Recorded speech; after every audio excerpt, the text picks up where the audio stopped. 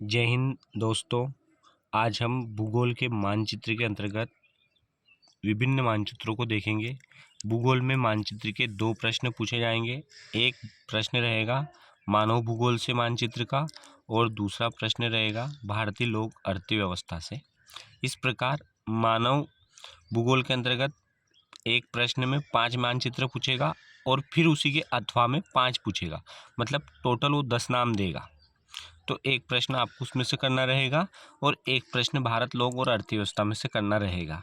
तो हम मानव भूगोल के प्रश्नों को देख रहे हैं। इससे पहले जिन बच्चों ने अभी तक चैनल को सब्सक्राइब नहीं किया वो चैनल को सब्सक्राइब कर दीजिए ताकि आपको तुरंत दूसरा वीडियो मिल जाए, और इस वीडियो को लाइक कीजिए। देखिए, पहला मैप है अत्यधिक सघन जनसंख्या वाले देश, मतलब पहला जो चैप्टर है ना जनसंख्या वाला, उसमें से ये नाम है जो वो पूछता है। इंडोनेशिया सबसे अधिक जनसंख्या वाले देश है, ये अत्यधिक सघन जनसंख्या वाले देश। तो सबसे बड़ा है चीन, रूस है ना, ये यहाँ पर चीन है, ये रूस, ये पाकिस्तान, ये भारत, ये बांग्लादेश, ये इंडोनेशिया, ये ब्राज़ील, दक्षिण अमेरिका महाद्वीप में ब्राज़ील, ये ब्राज़ील देश है, ये नाइजीरिया। ये नाइजीरिया बहुत इंपॉर्टेंट है क्वेश्चन, नाइजीरिया को पूछता है। अफ्रीका महाद्वीप का एक देश है ये नाइजीरिया, ये यहाँ पर है नाइजीरिया, और इसकी सीमा ये लगी हुई है, देखो ये, इसको आपको याद रखना है। नाइजीरिया, संयुक्त राज्य अमेरिका और कनाडा। तो ये आपको, आप एक खाली मैप लीजिए और खाली मैप लेकर एक मैप में इन सबके नाम लिखिए और इनको बार बार आप प्रैक्टिस कीजिए, क्योंकि अभी 4-5 दिन है, 2 तारीख है परीक्षा, उससे पहले आप कंप्लीट हो जाएगा। और ये मैक्सिको एक मैप हो गया, रूस, चीन, Bharat, Pakistan, Nigeria, Brazil, Indonesia और संयुक्त राज्य अमेरिका, मैक्सिको। सबसे अधिक मानव सूचकांक वाला देश नार्वे, ये है नार्वे, इधर वाला नार्वे है, यूरोप महाद्वीप का देश है और ये नार्वे है पूरा। तो इसको आप नार्वे ये याद रखना है कि सबसे अधिक मानव विकास सूचकांक वाला कौन सा देश है, तो नार्वे, यूरोप महाद्वीप में स्थित है। एक मैप हो गया। दूसरा मैप हो गया निर्वहन संग्रहण के क्षेत्र। निर्वहन संग्रहण के क्षेत्र में देखिए आप, अमेजन बेसिन बहुत बार पूछता है। अमेजन बेसिन को बहुत अच्छे से कर लो। अमेजन बेसिन दक्षिण अमेरिका में स्थित है, ब्राज़ील में है ये।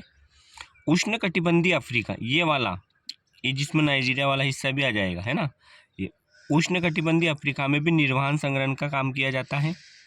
उत्तरी यूरेशिया में भी निर्वहन का काम किया जाता है और उत्तरी कनाडा में भी निर्वहन संग्रहण का काम किया जाता है और दक्षिण पूर्वी एशिया में भी निर्वहन संग्रहण का काम किया जाता है। इस प्रकार दूसरा मानचित्र आपका ये हो गया। मैंने कम नाम इसलिए लिए कि आपको आसानी से समझ में आ जाए। उत्तरी कनाडा, उत्तरी यूरेशिया, उष्णकटिबंधीय अफ्रीका और अमेजन बेसिन, ये निर्वहन संग्रहण के क्षेत्र हैं। अगला मैप है चलवासी पशुचारण। चलवासी पशुचारण का मतलब होता है जो फार्मर होते हैं, जो पशुचारक होते हैं, वो अपने पशुओं को चारे की खोज में एक स्थान से दूसरे स्थान पर ले जाते हैं। चारे की खोज में एक स्थान का चारा समाप्त हो जाएगा, फिर वहाँ दूसरी जगह चले जाएंगे। तो इसमें है चलवासी पशुचारण में उत्तरी अफ्रीका। देखो ये अटलांटिक तट से लेकर ये यहाँ पर आपका आ गया भूमध्य सागर वाला, ये पूरा यहाँ पर भी चलवासी पशुचारण किया जाता है। दक्षिण पश्चिम अफ्रीका में भी चलवासी पशुचारण किया जाता है। इम्पोर्टेंट है मेडागास्कर और अरब प्रायद्वीप, मंगोलिया। इन मैप में वही सम्मिलित किया मैंने जो बार बार परीक्षा में पूछते हैं। इसमें मैंने कोई वो नहीं किया, मेरे मन से नहीं जोड़ा। प्रश्नों का मैंने अध्ययन किया पिछले प्रश्न पत्रों का और उसी के आधार पर मैं आपके सामने लेकर आया हूँ। मंगोलिया, अरब प्रायद्वीप, मेडागास्कर, दक्षिण पश्चिम अफ्रीका, उत्तरी अफ्रीका। और यहीं पर ये सहारा मरुस्थल अगर आए तो विश्व का सबसे बड़ा मरुस्थल सहारा मरुस्थल। पर ये याद रखना आप मंगोलिया और मेडागास्कर बहुत अच्छे से करना, तो सब आपको अच्छे से। तो ये हो गया आपका तीसरा मैप। अगला है पार महाद्वीपीय रेल मार्ग। पार महाद्वीपीय रेल मार्ग का क्या अर्थ होता है ये सुन लो। पार महाद्वीपीय रेल मार्ग का अर्थ होता है वह रेल मार्ग जो महाद्वीप को एक छोर से दूसरे छोर तक जोड़ता है। जैसे ये पार कैनेडियन रेल मार्ग, तो ये पूर्व से स्टार्ट हुआ तो ये पश्चिम तक आ गया, तो इसे कहा जाता है पार महाद्वीपीय रेल मार्ग।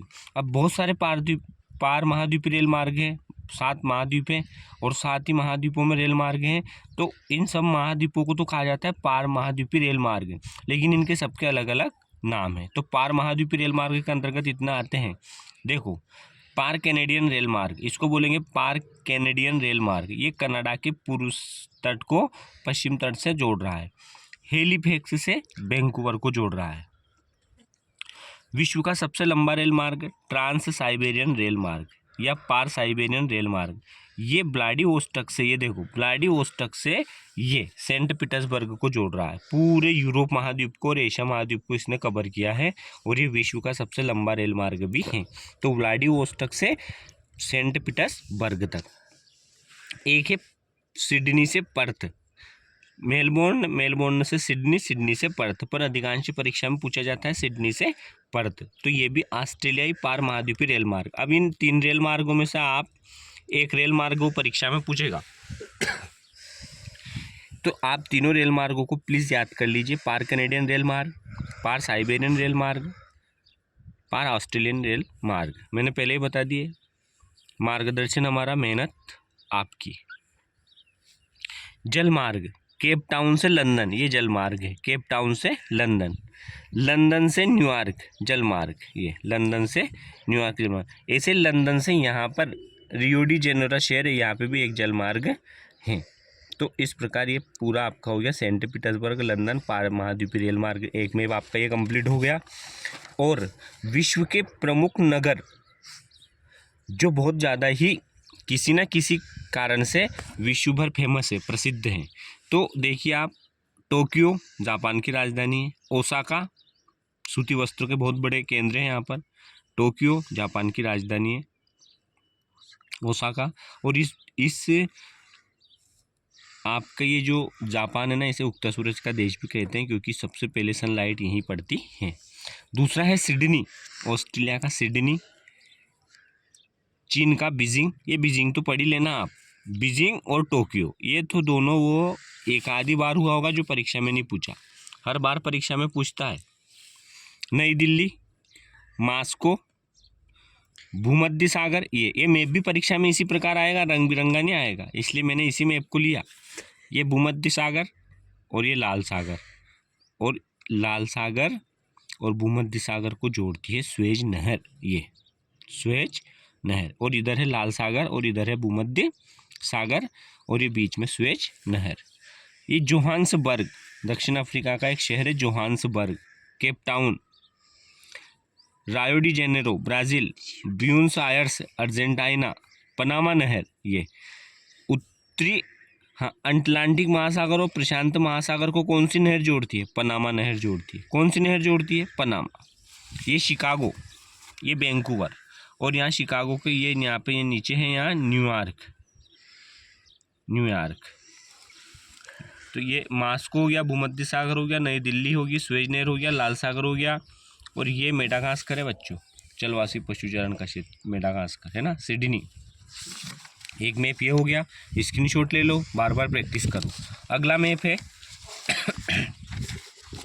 इसी में मैप को अब ऐसे भी पूछता है, वो कैसे पूछता है, ये निशान दे देगा और ये प्रश्न दे देगा। देखो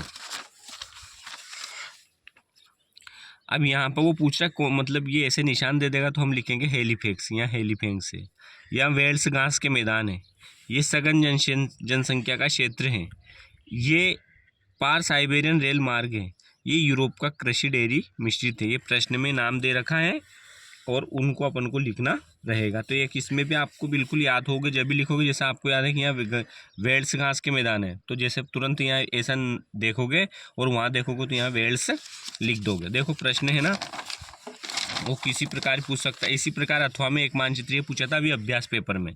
केप टाउन, केप टाउन से लंदन जल मार्ग, ये देखो मैंने बता दिया आपको। ये मेडागास्कर, ये पर्थ, ये स्वेज नहर, उसने ऐसा बता दिया तो अपन क्या लिखेंगे? स्वेज नहर। और ये ब्राज़ील काफ़ी उत्पादक क्षेत्र, तो ये आपको प्रश्न में दिया रहेगा, तो इसमें आप घबराना नहीं है। ये नाम जब पर मैं जो मैप बता रहा हूँ उसमें से आएगा मैप, ये भी पक्का है। और इसी प्रकार देखो घास के मैदान भी मैं लेकर आया हूँ। ये आप घास के संसार में विस्तृत वाणिज्य अनाज कृषि के क्षेत्र प्रेरीज, उत्तरी अमेरिका, पंपास दक्षिण अमेरिका, वेल्स Africa, downs Australia, Canterbury New Zealand, steppes मध्य एशिया। 1 2 3 4 5 6, इन 6 में से एक प्रश्न पूछेगा वो स्टेपिज बहुत पूछता है। स्टेपिज नहीं पूछेगा तो प्रेरिज पूछेगा। तो इन दोनों को आप अच्छे से आपको याद करना है पूरे नाम। ये कैसे आपके 10 नंबर नहीं आएंगे, बस थोड़ी सी मेहनत कीजिए आप, और चैनल को सब्सक्राइब करना ना भूलें। संसार के प्रमुख निर्वहन संग्रहण क्षेत्र, ये उत्तरी यूरेशिया, दक्षिण पूर्वी एशिया, उष्णकटिबंधीय अफ्रीका, अमेजन बेसिन, उत्तरी कनाडा। ये मैंने अभी थोड़ी देर पहले बताया था, पर आपका रिवीजन हो जाए इसलिए फिर मैंने डबल बता दिया। इसी प्रकार लोहा इस्पात उद्योग, देखो ये हेलिफैक्स, ये शिकागो, ये वाशिंगटन, ये सैन फ्रांसिस्को। ये बहुत पूछते हैं सैन फ्रांसिस्को भी वो परीक्षा में जब पूछ लेता है सैन फ्रांसिस्को। पनामा नहर, ये रियो डी जेनेरो हो गया, ये केप टाउन से लंदन जल मार्ग हो गया, ये न्यूयॉर्क हो गया, ये वाशिंगटन हो गया, ये बीजिंग, शंघाई, स्वेज नहर, Moscow, Saint Petersburg, Tokyo, Yokohama, Madagascar, Perth. तो इस प्रकार ये नाम वो है ना, ये अगले साल के मैंने प्रैक्टिस की ना, इसलिए बार बार नाम रिपीट हो रहे हैं। जैसे अभी बताया था शंघाई, अब इसमें भी शंघाई आ गया, टूला, मॉस्को, सेंट पीटर्सबर्ग ना, ये स्वेज नहर, ये लंदन भी बहुत पूछता है बच्चों, बहुत। लंदन राजधानी इंग्लैंड की, लंदन बहुत बार पूछता है, बहुत बार। अब हम भारत लोक अर्थव्यवस्था के मैप को देखेंगे। देखो पहला प्रश्न मैंने बनाया जनसंख्या वाला, इसमें क्षेत्रफल में सबसे बड़ा राज्य है राजस्थान। तो वो प्रश्न पूछेगा किस क्षेत्रफल में सबसे बड़े राज्य का नाम बताओ, तो आपको यहाँ ऐसे ये है राजस्थान, ये सबसे बड़ा है राजस्थान हो गया। सबसे अधिक जनसंख्या वाला राज्य उत्तर प्रदेश, ये उत्तर प्रदेश, ये सबसे अधिक जनसंख्या वाला राज्य कौन सा है, उत्तर प्रदेश। सबसे अधिक जनसंख्या घनत्व वाला राज्य बिहार, ये बिहार है जो सबसे अधिक जनसंख्या घनत्व वाला राज्य है। बिहार और उत्तर प्रदेश दोनों की सीमा लगी हुई है ना। सबसे कम जनसंख्या घनत्व वाला राज्य अरुणाचल प्रदेश, ये भूलना नहीं, अरुणाचल ये वाला भूटान है, इसको नहीं, ये वाला अरुणाचल प्रदेश है जिसकी सीमा चाइना से लगी है ना। सबसे कम जनसंख्या घनत्व वाला राज्य का नाम बताओ, अरुणाचल प्रदेश। क्या नाम है, अरुणाचल प्रदेश। मात्र 17 व्यक्ति प्रति वर्ग किलोमीटर। सबसे अधिक लिंगानुपात वाला राज्य केरल। जनसंख्या में सबसे छोटा राज्य गोवा, जनसंख्या में सबसे छोटा राज्य गोवा। इसी प्रकार भारत के प्रमुख शहर कोलकाता, चेन्नई, भोपाल, मुंबई, जयपुर, दिल्ली। कोलकाता पश्चिम बंगाल की राजधानी है, चेन्नई तमिलनाडु, मुंबई महाराष्ट्र, भोपाल मध्य प्रदेश, दिल्ली एक केंद्र शासित प्रदेश है, जयपुर राजस्थान। ये नाम आपको याद होना चाहिए। अब प्रमुख फसलों के उत्पादक क्षेत्र, एक इसमें से लेगा प्रमुख फसलों के उत्पादक क्षेत्र।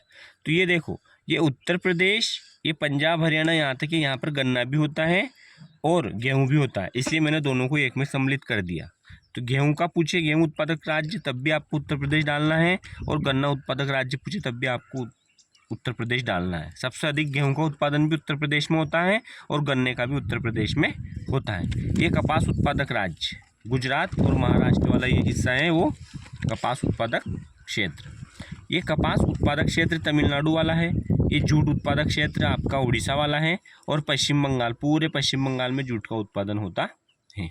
और चाय उत्पादक राज्य असम, इसको मत भूलना, ये रिपीट हुआ, अनेक बार रिपीट हुआ है, इसलिए आप चाय उत्पादक राज्य असम, इसमें मोस्ट इंपोर्टेंट लग रहा मुझे चाय उत्पादक राज्य असम, और गन्ना और गेहूं उत्पादक राज्य उत्तर प्रदेश। तो ये भी आपका कंप्लीट हो गया। इसी प्रकार प्रमुख लौह अयस्क क्षेत्र, लौह अयस्क क्षेत्र में गोवा, मयूरभंज, केंदुझर, बेलाडीला, ये बेलाडीला तो वो पूछता ही पूछता है एग्जाम में, बेलाडीला, कुद्रेमुख, रत्नागिरी, ये लौह अयस्क के क्षेत्र हैं। और ये जो पारादीप, विशाखापट्टनम और मंगलूर हैं, ये लौह अयस्क निर्यातक पतन है। पतन मतलब जहाँ जहाज आकर रुकते हैं, और इन पतन के माध्यम से लोहे को दूसरे देशों में, विदेशों में भेजा जाता है। वो पारादीप उड़ीसा, विशाखापट्टनम आंध्र प्रदेश और मंगलुरु कर्नाटक। ये आ गया आपको समझ में। बेलाडीला मयूरभंज, गोवा, केंदुझर और रत्नागिरी। अगला मैप है बोकारो, झरिया और ये रानीगंज।